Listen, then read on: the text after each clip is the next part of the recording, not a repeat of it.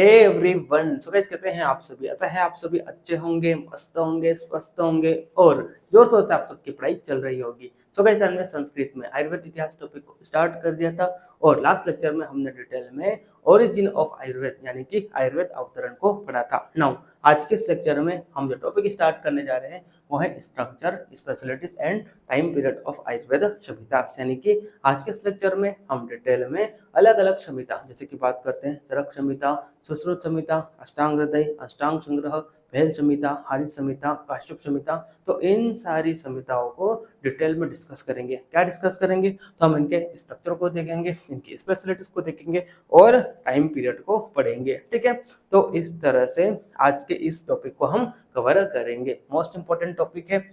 इस टॉपिक से आपके फाइनल यूनिवर्सिटी एग्जाम में 4 से 5 एमसीक्यू पूछे जा सकते हैं और मैं गारंटी देता हूं अगर आप मेरा लेक्चर देखते हैं, लेक्चर को देखने के बाद नोट्स को रिवाइज करते हैं तो ये जो 4 से 5 एमसीक्यू जो इस टॉपिक से पूछे जाएंगे ये सारे के सारे एमसीक्यू आपसे बनेंगे। इतनी कॉन्फिडेंस से मैं क्यों बोल पा रहा हूँ? इतनी कॉन्फिडेंस से मैं इसलिए बोल पा रहा हूँ क्योंकि मैंने अलग अलग यूनिवर्सिटी के पिछले 4 से 5 साल के पेपर को एनालिसिस किया, उसके बाद ही मैंने आपके लिए बेस्ट नोट्स डिजाइन किया है। आप देख सकते हैं कितने अच्छे तरीके से पॉइंट वाइज मैंने इस टॉपिक के नोट्स को डिजाइन किया है ना। और मैंने इतने अच्छे से नोट्स को डिजाइन किया कि चाहे कहीं से भी पूछे आपसे सारे एमसीक्यू बनेंगे, है ना।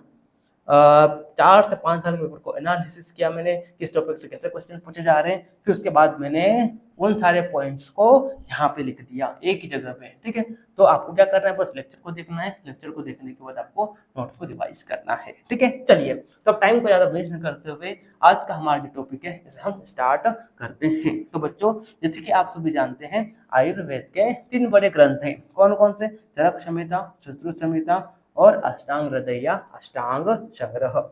यहाँ पे आप अष्टांग संग्रह भी इंक्लूड कर लो। ठीक है, तो ये 3 आयुर्वेद के क्या है बच्चों, बड़े ग्रंथ हैं और इन तीनों ग्रंथ को मिलाकर हम क्या बोल देते हैं? बृहत्त्रयी बोल देते हैं। बृहत का मतलब क्या होता है बच्चों? बृहत का मतलब होता है बड़ा और त्रयी का मतलब क्या होता है? त्रयी का मतलब होता है 3। ठीक है, तो ये जो 3 बड़े ग्रंथ है चरक संहिता, सुश्रुत संहिता और अष्टांग हृदय, इन तीनों को मिलाकर क्या बोला गया है? बृहत्त्रयी बोला गया है। इंपॉर्टेंट है, यहाँ से एक एमसीक्यू पूछा जा सकता है, आपसे डायरेक्ट पूछ लेगा कि बृहत्त्रयी है ना, बृहत्त्रयी के ग्रंथ है। ठीक है, तो मान लो यहाँ पे 4 ऑप्शन दे दिया आपको, है ना। ए ऑप्शन दे दिया आपको हारित संहिता, है ना।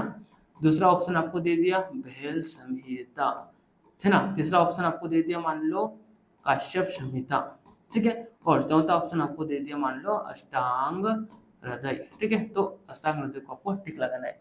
या ऐसा भी पूछ सकता है कि बृहत्त्रयी के ग्रंथ नहीं है तो उसमें 3 ऑप्शन तो ये दे देगा, ठीक है, और एक ऑप्शन दे देगा मान लो वेल संहिता दे दिया, तो इसको आपको फिर टिक लगाना है। ठीक है, तो ऐसे क्वेश्चन पूछे जा सकते हैं। ठीक, चलिए हम फिर आगे बढ़ते हैं, है ना।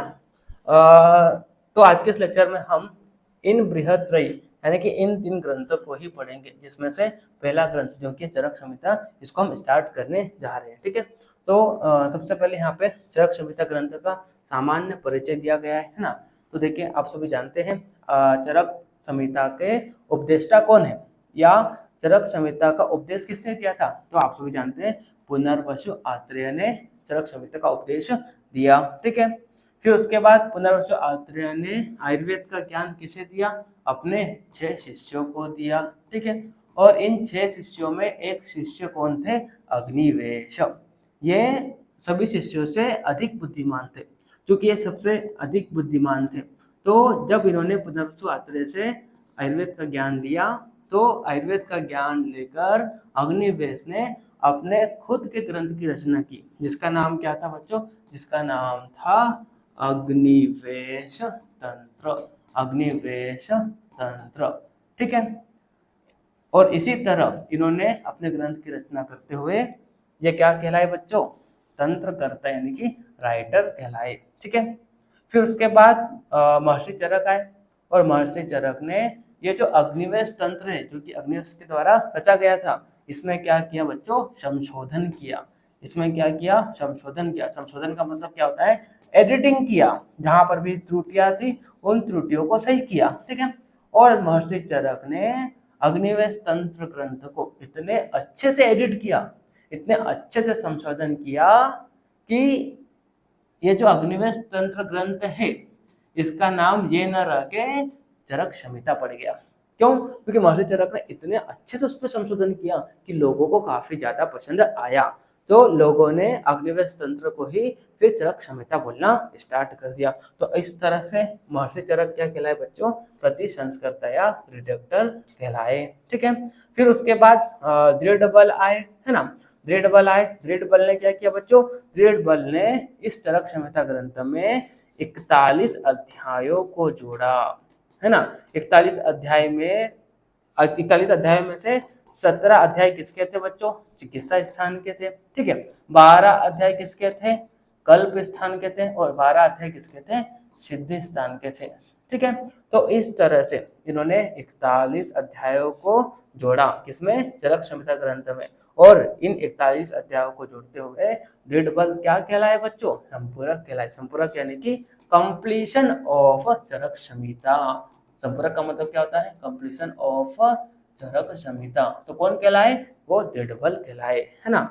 यहाँ पे इनके काल का नाम भी दिया गया है ना, जैसे कि दृढ़बल का काल क्या था, 34 सदी, जिसको गुप्त काल भी कहा गया है। महर्षि चरक का 200 ईस्वी पूर्व, अग्निवेश का 1000 ईस्वी पूर्व, तो ये भी आपको पता होना चाहिए। और दृढ़बल किसके पुत्र थे, कपिल बलि के पुत्र थे, ठीक है। चलिए, तो ये कुछ नॉर्मल इंट्रोडक्शन है, पता होना चाहिए, है ना। ये जो 4 आपको पॉइंट दिखाई दे रहे हैं, तो इन 4 में से गारंटी देता हूँ एक एमसीक्यू तो पूछेगा ही पूछेगा। जैसे कि मान लो आपसे डायरेक्ट पूछ लेगा कि चरक संहिता ग्रंथ के संपूरक कौन है, तो वहाँ पे 4 नाम रहेंगे, उसमें से एक नाम दृढ़बल रहेगा, तो दृढ़बल को आपको टिक लगाना है, ठीक है। तो ऐसे क्वेश्चन पूछे जा सकते हैं, ठीक। चलिए, और ये पूछा भी गया है ना कि चरक संहिता ग्रंथ के संपूरक कौन है, तो दृढ़बल है, ठीक है। जैसे कि मैंने आपको बोला था, दृढ़बल ने 17 अध्याय चिकित्सा स्थान के, 12 अध्याय कल्प स्थान के, और 12 अध्याय सिद्धि स्थान के, इनको ऐड करते हुए टोटल कितना हो गई है, 41 अध्याय, है ना। जिन 41 अध्यायों को चरक संहिता ग्रंथ में ऐड किया, और इस तरह से दृढ़बल क्या कहलाए बच्चों, संपूरक कहलाए, ठीक है। चलिए फिर आगे बढ़ते हैं, है ना। तो देखिए यहाँ पे, ठीक। हाँ, अब देखो चरक संहिता ग्रंथ जो है, इसमें टोटल स्थान कितने, 8 स्थान है।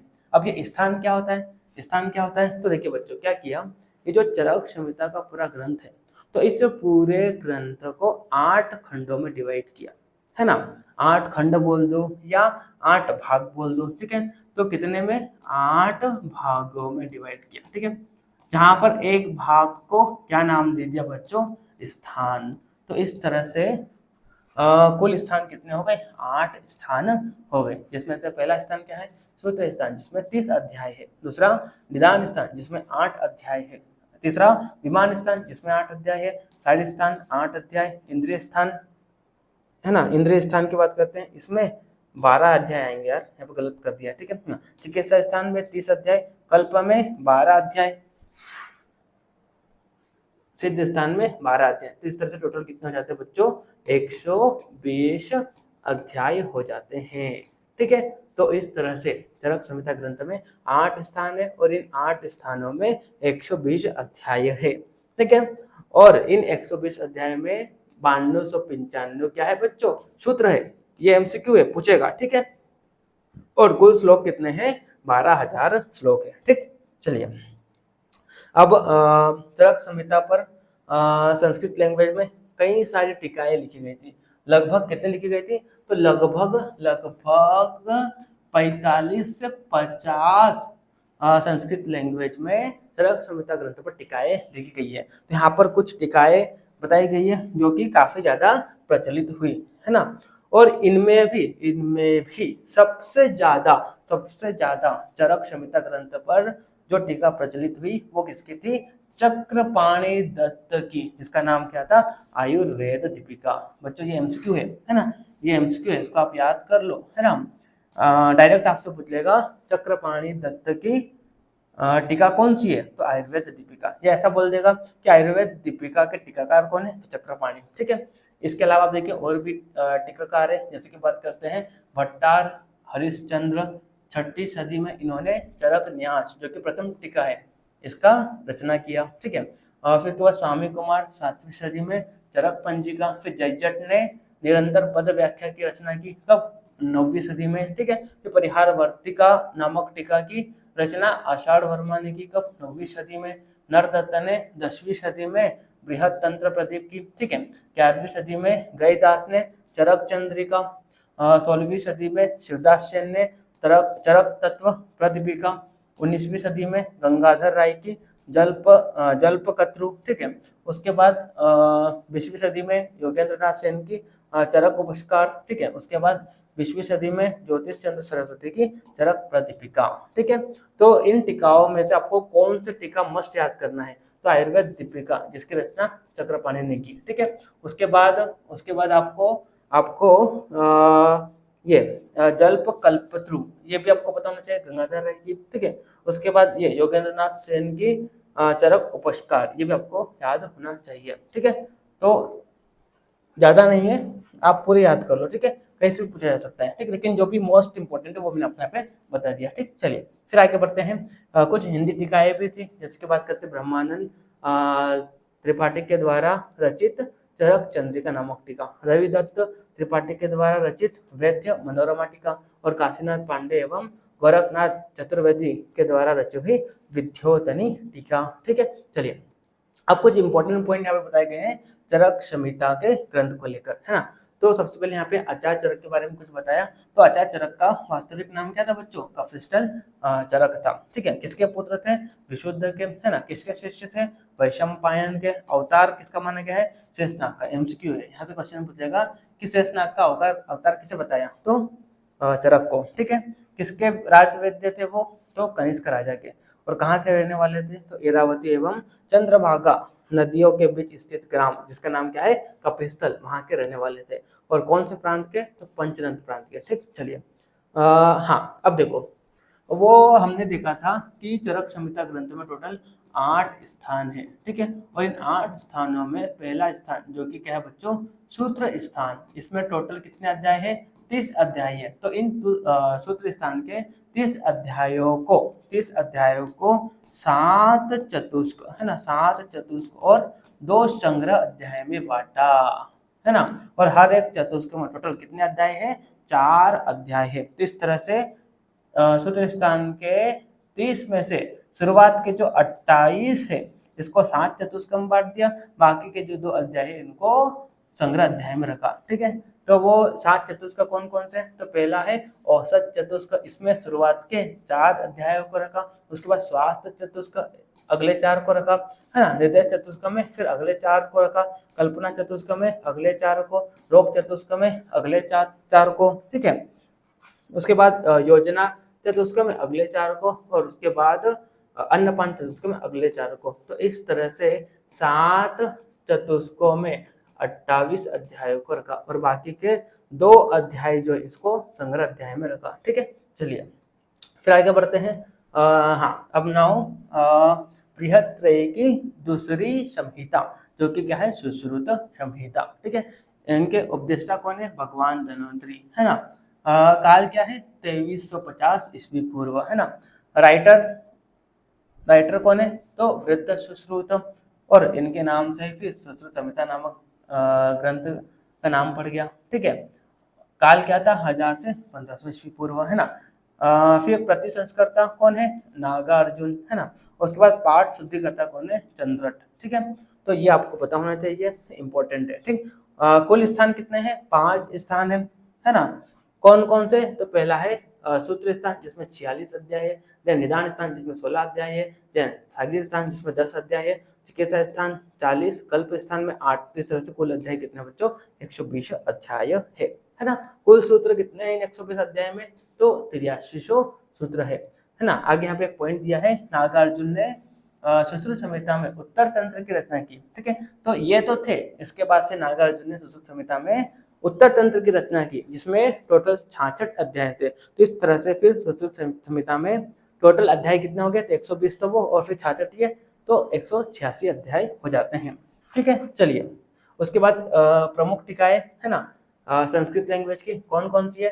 तो यहाँ पे क्या बोला, न्याय चंद्रिका या बृहद पंजिका, जिसका टीकाकार गईदास है, कौन से काल में, 11वीं सदी में, है ना। उसके बाद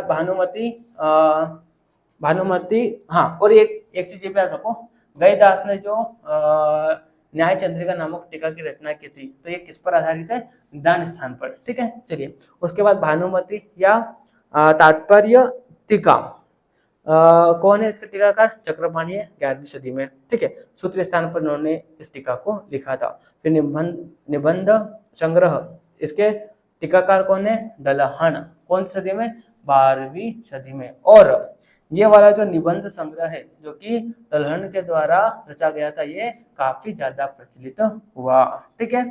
उसके बाद पंजिका या लघु पंजिका, इसके कौन है, भास्कर है, 12वीं सदी में, ठीक है। टिप्पण श्री माधव टीकाकार है, 9वीं सदी के, है ना। टिप्पण ब्रह्मादेव ने भी लिखी थी, 10वीं सदी में, है ना। सुश्रुत आर्थ संदीपन हरान चंद्र टीकाकार है इसकी, कौन से, 20वीं सदी के, ठीक है। अब देखो, इन टीकाओं में से कौन सी मोस्ट इंपोर्टेंट है, तो एक तो दलहन की, ठीक है, भास्कर की, और न्याय चंद्रिका गईदास की, है ना, ठीक है। ये इंपॉर्टेंट है, ये तीन तो आपको याद होना ही चाहिए, ठीक। चलिए, फिर आगे बढ़ते हैं। हिंदी टीकाएं, तो आयुर्वेद रहस्य दीपिका भास्कर गोविंद घाणेकर की, है ना। आयुर्वेद तत्व सम दीपिका अंबिका दत्त शास्त्री की, और सुश्रुत संहिता हिंदी टीका कौन सी है, अत्रिदेव विद्या अलंकार, ठीक है। चलिए, अब कुछ इंपॉर्टेंट पॉइंट बताए गए सुश्रुत संहिता के, तो प्लास्टिक सर्जरी यानी कि संविधान शल्य की रचना किसने की थी, तो सुश्रुत की देन है ना। इंपॉर्टेंट डायरेक्ट क्वेश्चन पूछेगा, प्लास्टिक सर्जरी किसकी देन है, तो महर्षि सुश्रुत की, ठीक है। सुश्रुत ने रक्त को चौथा दोष माना है, वैसे तो बाकी सब ने वात पित्त कफ इन 3 दोष को माना है, साथ में अगर हम सुश्रुत की बात करें, लेकिन अगर हम सुश्रुत की बात करें तो सुश्रुत ने वात पित्त कफ इसको तो माना, लेकिन साथ में रक्त को माना, ठीक है। और स्वस्थ का लक्षण, सबसे पहले आपको सुश्रुत संहिता में ही इसका वर्णन देखने को मिलेगा, ठीक है।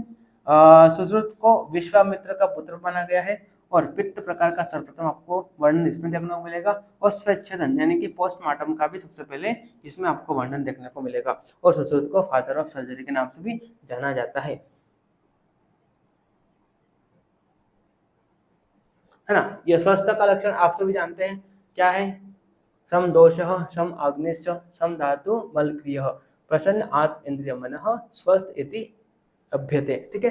तो ये वाला जो है, ये किसने दिया था, सुश्रुत ने दिया था, ठीक है। चलिए, अष्टांग हृदय या अष्टांग संग्रह की बात करते हैं, ठीक है। तो इसके रचनाकार कौन है, लघु वाग्भट या स्वल्प वाग्भट, ठीक है। कुल स्थान इसमें कितने हैं बच्चों, 6 है ना। जैसे कि सूत्र स्थान अष्टांग हृदय में 30 और अष्टांग संग्रह में 40, है ना। सारे स्थान में 6 अध्याय है, और अष्टांग संग्रह में 12, निदान स्थान में 16 और इसमें भी 16, चिकित्सा स्थान में 22, इसमें 24, कल्प सिद्धि इसमें 6 है और इसमें 8 अध्याय है, उत्तर में इसमें 40 अध्याय है और इसमें 50 अध्याय है, ठीक है। तो इस तरह से अगर हम अष्टांग हृदय की बात करते हैं तो 120 और अष्टांग संग्रह में टोटल 150 अध्याय है। वही अगर हम स्थान की बात करें तो दोनों में कितने स्थान है, 6 स्थान है, ठीक है। चलिए, फिर आगे बढ़ते हैं। इस तरह और कुल सूत्र कितने हैं अष्टांग हृदय में, 7312, है ना। टीकाएं की बात करते हैं तो पदार्थ चंद्रिका नामक टीका, जिसका टीकाकार चंद्रनंदन है, 10वीं सदी के, ठीक है। तो इसके बाद सर्वांग सुंदरा व्याख्या, जिसके टीकाकार अरुणदत्त है, 13वीं सदी के, है ना। नाम हाँ देखो, हिंदू टीकाकार ने जो टीका की रचना की थी उसका नाम नहीं पता है, लेकिन उन्होंने रचना की थी कब, 13वीं सदी में, ठीक है। आयुर्वेद रसायन नामक टीका हिमाद्री ने रचना की थी 13वीं सदी में, और फिर तत्वबोध व्याख्या शिवदास सेन इसके टीकाकार है 13वीं सदी में, ठीक है। चलिए, उसके बाद यहाँ पे हिंदी टीकाएं बताई गई है ना। अत्रिदेवकृत संपूर्ण अष्टांग हृदय पर विद्योतनी हिंदी टीका लिखी थी इन्होंने, ठीक है। चलिए, उसके बाद अष्टांग संग्रह की बात करते हैं तो अष्टांग संग्रह के रचनाकार कौन है, वाग्भट है, 6वीं सदी के, है ना, जिसको वराह मिहिर काल भी बोला गया है। कुल स्थान इसमें कितने हैं, 6, जैसे कि मैंने आपको ऊपर बताया था, ठीक है। तो कौन कौन से, सूत्र स्थान जिसमें 40 अध्याय है, सारी स्थान जिसमें 12 अध्याय है, निदान स्थान जिसमें 16 अध्याय है, चिकित्सा स्थान जिसमें 24 अध्याय है, कल्प सिद्धि जिसमें 8 अध्याय है, और उत्तर स्थान जिसमें 50 अध्याय है। इस तरह से टोटल 150 अध्याय हो जाते हैं। ठीक है। हाँ, और अष्टांग संग्रह पर सर्वाधिक प्रसिद्ध टीका इंदुकृत के द्वारा रची गई है। इंदुकृत टीका है जिसके रचनाकार कौन है? शशि लेखा है। कब? 13वीं सदी में। ठीक है। तो इस तरह से ये अष्टांग संग्रह भी हमने देख लिया। ठीक है। तो इस तरह से आज के सेक्शन में हमने बृहत्त्रयी यानी कि 3 ग्रंथ चरक संहिता, सुश्रुत संहिता और अष्टांग हृदय को देखा। ठीक है। अब एक इम्पोर्टेंट इन्फॉर्मेशन देना चाहता हूँ। अगर किसी को आयुर्वेद इतिहास का पेड कोर्स चाहिए, है ना, जहाँ पर आपको नोट्स मिल जाएगा, लेक्चर मिल जाएगा और क्वेश्चन बैंक भी मिल जाएंगे। ठीक है। तो आप क्या कर सकते हो बच्चों, आप ये मेरा कोर्स है आयुर्वेद इतिहास स्कोर बूस्टर, इसमें इनरोल कर सकते हो। यहाँ पर आपको डिटेल आयुर्वेद इतिहास के लेक्चर मिल जाएंगे, साथ में आपको नोट्स मिल जाएगा और यहाँ पे क्वेश्चन बैंक भी आपको दूंगा मैं, है ना, हर एक टॉपिक का। मात्र इसकी 299 प्राइस है। तो अगर आप इनरोल करना चाहते हैं तो आयुर्वेदा विंग्स एप्लीकेशन डाउनलोड कीजिए। होम पेज पर आपको BMS फर्स्ट स्ट्रोक का टाइल मिलेगा, वहीं पर आपको ये कोर्स मिल जाएगा, तो आप इसमें इनरोल कर सकते हैं। ठीक है। चलिए मिलते हैं नेक्स्ट लेक्चर में, तब तक के लिए okay bye, see you again.